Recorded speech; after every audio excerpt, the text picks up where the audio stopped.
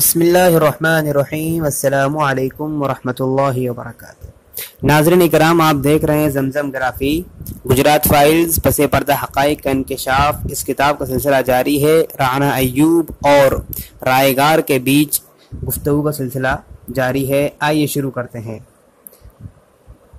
اس کے فوراً بعد ہی گفتگو کا رخ فرضی انکاؤنٹر کی طرف مڑ گیا۔ جب تحقیقات کی گئی تھی تب رائے گار additional D G P, director general of police ہوا کرتا تھا۔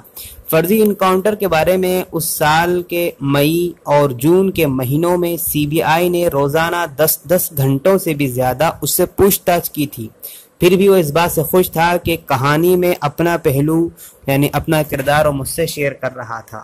سوال: یہاں انکاؤنٹر کا کیا معاملہ ہے؟ کہ آپ وہاں موجود تھے؟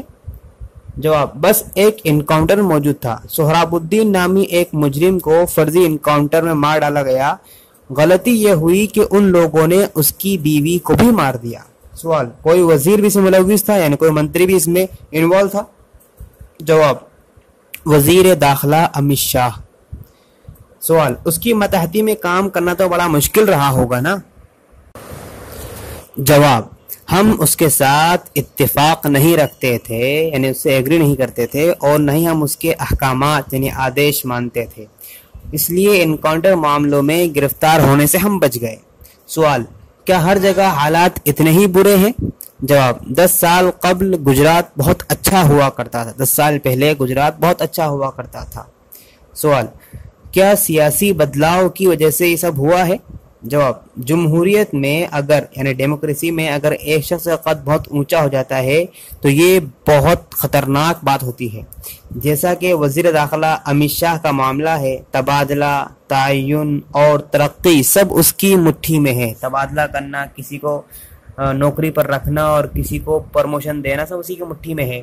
اگر کوئی اس کا کام نہیں کرتا ہے تو اس کو سائیڈ پوسٹنگ پر بھیج دیا جاتا ہے، اور کوئی سائیڈ پوسٹنگ پر جانا نہیں چاہتا۔ اس لیے سہراب الدین معاملے کے دوران میں نے تبادلے کی درخواست دی تھی۔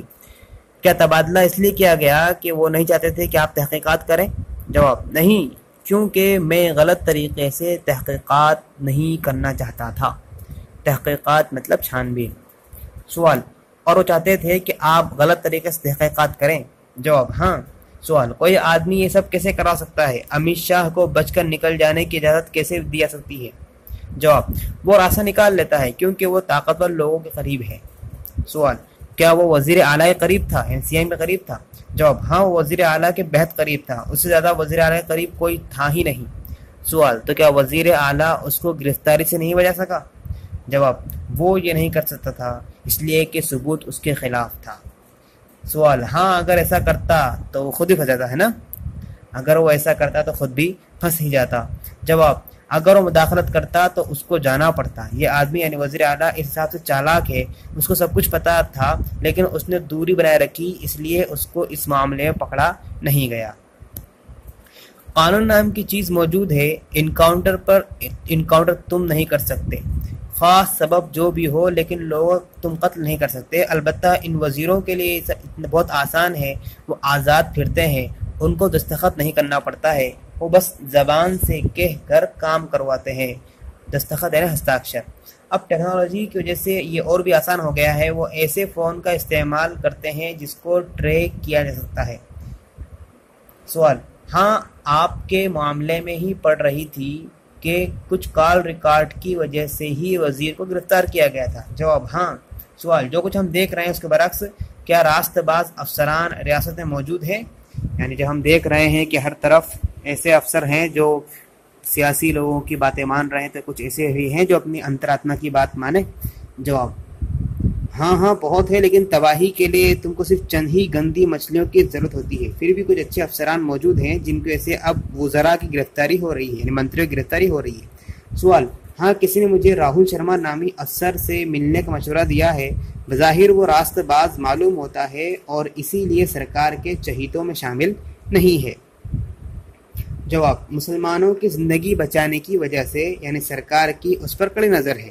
اس نے ایک اسکول میں مسلم بچوں کی جان بچائی تھی۔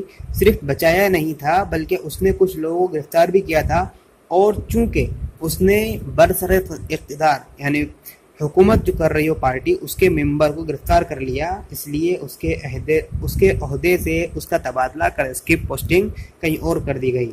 سرکار کی جانب سے دقت تھی، شروع میں ان کو احساس نہیں تھا کہ معاملہ اتنا بگڑ جائے گا۔ شروع میں فسادیوں کے خلاف، دنگائیوں کے خلاف وہ قوت کا استعمال نہیں کرنا چاہتے تھے، یہی وجہ تھی کہ حالات بے قابو ہو گئے۔ سوال: کیا یہ بات سچ ہے کہ مسلم مخالف ہندوؤں کے تئیں وہ نرمی سے کام لینا چاہتے تھے؟ جواب: شروع میں جیسا ہی تھا، ان کو احساس نہیں تھا کہ اتنا برا ہو جائے گا، لیکن تم نے جو بات کہی وہ سچ ہے۔ سوال: لیکن کیا یہ سچ ہے کہ آپ افسروں سے کہا گیا تھا کہ ہندوؤں اور فسادیوں کے ساتھ نرمی سے پیش آئیں؟ جواب: ہم سے نہیں، عام طور سے ایسا نہیں کہا گیا تھا، بس ان لوگوں کو بولا گیا تھا جو ان کے کام کے تھے اور خاص جگہوں اور اہم عہدوں پر فائز تھے، یعنی اہم پوسٹوں پر تھے، ان کو خاص علاقوں میں تعینات کیا گیا تھا، ان تک یہ بات پہنچا دی گئی تھی۔ سوال: مودی سے پہلے ایک وزیر اعلیٰ ہوا کرتا تھا، یعنی ایک سی ایم تھا، اس کا نام تھا کیشو بھائی پٹیل، وہ کیسا آدمی تھا؟